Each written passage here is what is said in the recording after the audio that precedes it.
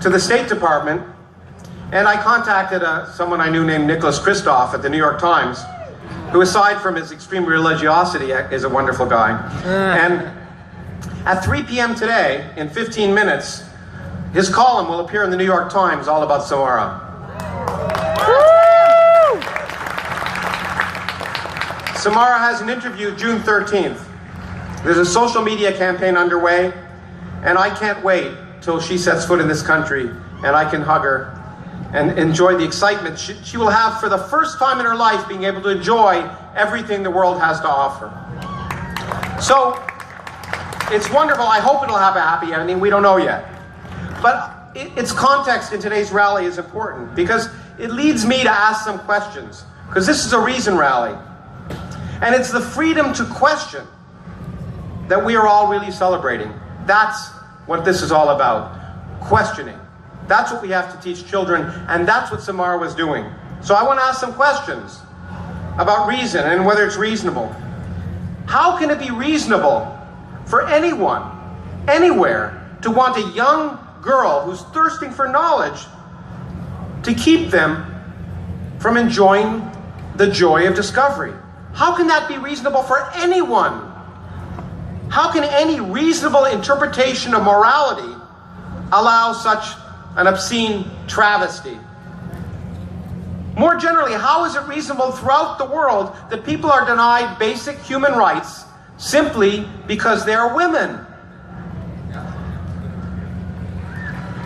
How is it reasonable that anyone would want to stop two adults who love one another from the legal right to express that love and commitment and sharing their lives together in the open, regardless of their gender, their religion, their color, or anything else, their shoe size? How can that be reasonable? How is it reasonable to argue, as a father who initiated a lawsuit in Florida did, that children should only use the bathroom that God chose for them? Although it's presumably the same God that intended for them not to be able to enjoy that choice. As my late friend Christopher Hitchens once said, how could a reasonable God require us to be born ill and then command us to be well?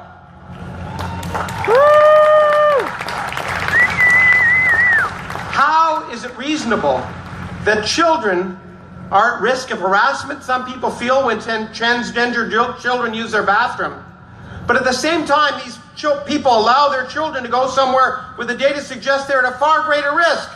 Catholic Church.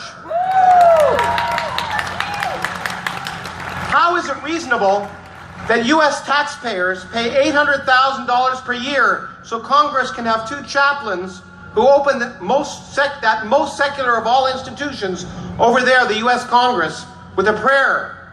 But Dan Barker was barred from giving a secular invocation. When I flew here today, I brought the New York Times with me, and I saw the Freedom from Religion full-page ad. It's an amazing organization, and they're suing U.S. Congress for good reason.